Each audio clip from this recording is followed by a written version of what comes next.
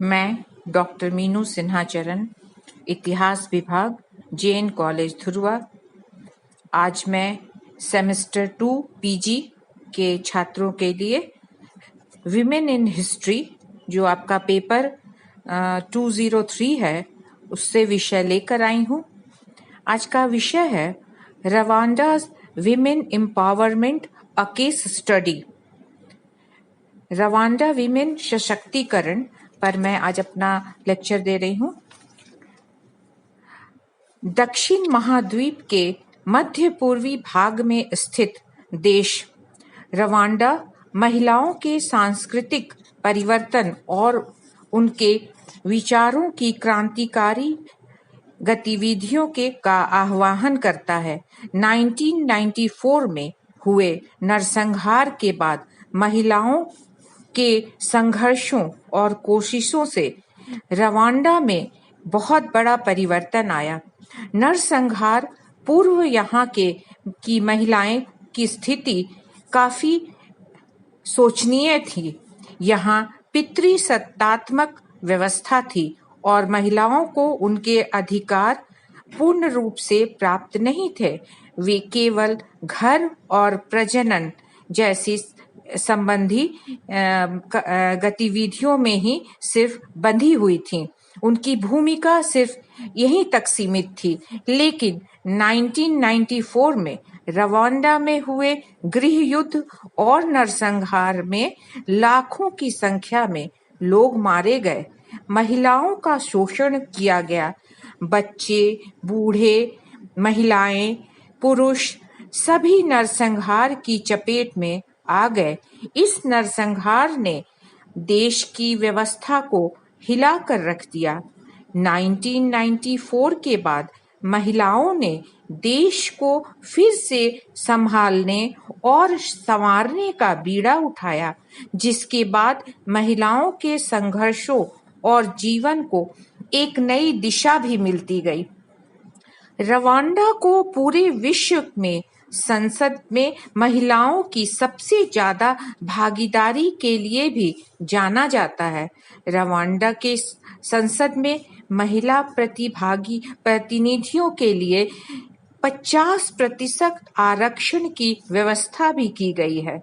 2008 में रवांडा के दूसरे संसदीय चुनाव में महिला प्रतिनिधियों ने 56.25% की सफलता से विजय हासिल की थी। रवांडा में सामाजिक, राजनीतिक, आर्थिक, सांस्कृतिक, बौद्धिक और तकनीकी क्षेत्रों में भी महिलाओं की भागीदारी और उनका सहयोग आसानी से देखा जा सकता है। रवांडा विश्व का पहला ऐसा देश था जहां पुरुषों की तुलना में महिलाओं की ज्यादा भागीदारी देखी जा सकती है।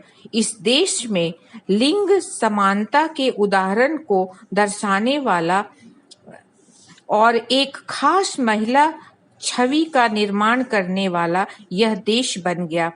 अखंडित समुदायों में अलगाव और नरसंहार ने रवांडा के समाज में लिंग भूमिकाओं के मायने को ही बदल कर रख दिया। महिलाओं ने समाज में नव स्वचालित भूमिकाओं को स्वीकार किया, जिसमें महिलाएं औपचारिक, अनौपचारिक, पारंपरिक, गैर पारंपरिक सभी प्रकार के कार्यों में संलग्न है।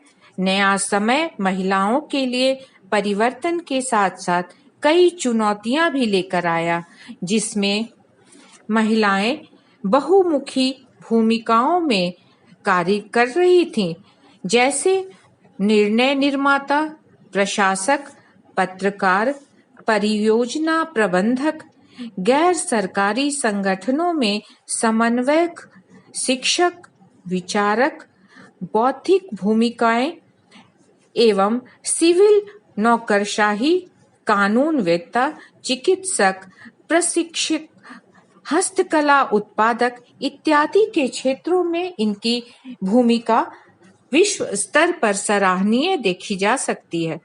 अंतर्राष्ट्रीय वित्तीय निगम IFC की दिसंबर 2008 की रिपोर्ट के अनुसार रवांडा की महिलाएं 42% व्यापारों का नेतृत्व कर रही थीं,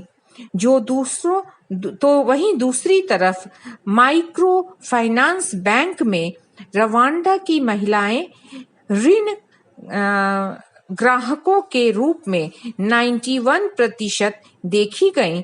इसका सीधा अर्थ यह है कि महिलाएं रवांडा में आत्मनिर्भर हैं और विकास और प्रगति के मार्ग पर वे अग्रसर हैं।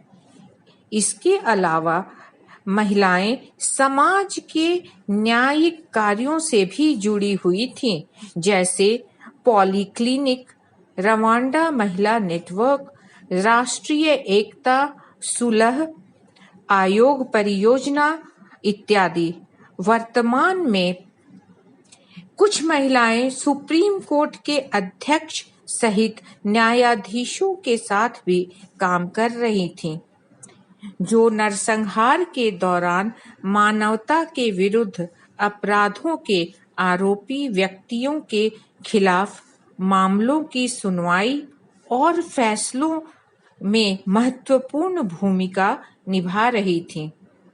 रवांडा की गाचाचा न्याय की एक पारंपरिक और पूर्व औपनिवेशिक प्रणाली है, जिसमें महिलाएं पहले भाग नहीं ले सकती थीं, लेकिन नरसंहार के बाद महिलाओं ने अपने जीवन में न्याय प्रणाली में परिवर्तन लाया और बदलाव के बाद यह महसूस किया कि यहाँ उचित परिवर्तन हुए हैं। न्याय प्रणाली की इन सभी अदालतों में महिलाओं का राष्ट्रीय प्रतिनिधित्व 29% है। इस बड़े बदलाव के साथ अब महिलाएं गचाचा की अदालतों में भाग लेती हैं, अपनी बात को वे रख सकती हैं और साथ ही साथ न्याय प्रणाली को और अधिक सशक्त बना सकती हैं। यहाँ लैंगिक समानता के लिए न्यायिक परिवर्तन महिलाओं की एक उल्लेखनीय उपलब्धि है। रवांडा में गैर सरकारी संगठन, नागरिक समाज, अम्ब्रेला ऑर्गेनाइजेशन मानव विकास के प्रेरणा के स्रोत हैं। यह महिलाएं इस क्षेत्र में एक साथ मिलकर काम करती हैं। एक साथ काम करने की संस्कृति यहाँ पैदा होती गई और साथ ही साथ रवांडा की महिलाओं के सतत विकास के लिए आर्थिक अवसर भी पैदा करते चले गए। अब रवांडा की महिलाओं का यह देश बन गया है। रवांडा में नरसंहार के बाद पुरुषों ने भी स्वतः ही एक नए नियम और लैंगिक समानता के संदर्भ में विनियम स्वीकार किया। महिलाओं की निरंतर कोशिश के बाद परिवार संबंधों, विवाह कानूनों, संपत्ति, भूमि उत्तराधिकार, विवाह बंदोबस्ती, प्रजनन अधिकार और बच्चा गोद लेने के नियमों के संदर्भ में महिलाओं से जुड़ी व्यावहारिक सांस्कृतिक प्रथाओं में भी बहुत बड़ा बदलाव देखा गया। संक्षेप में हम यह कह सकते हैं कि महिलाओं ने विभिन्न क्षेत्रों में सीमित समय की अवधि में ही अविश्वसनीय सफलता प्राप्त की। समाज के उत्थान में महिलाओं की भूमिका अत्यंत ही उल्लेखनीय रही। यही कारण है कि रवांडा में महिला सशक्तिकरण आज संपूर्ण विश्व के लिए एक उदाहरण बन गया है। रवांडा की महिलाओं की आत्मनिर्भरता और समाज में एक समान अधिकार का लक्ष्य उन्होंने प्राप्त किया और यही नहीं, यह परंपरा उन्होंने आगे भी जारी रखा और उनके समाज में पुरुष और महिला एक साथ कंधे से कंधा मिलाकर आगे तरक्की की तरफ बढ़ने का संकल्प लिया। धन्यवाद।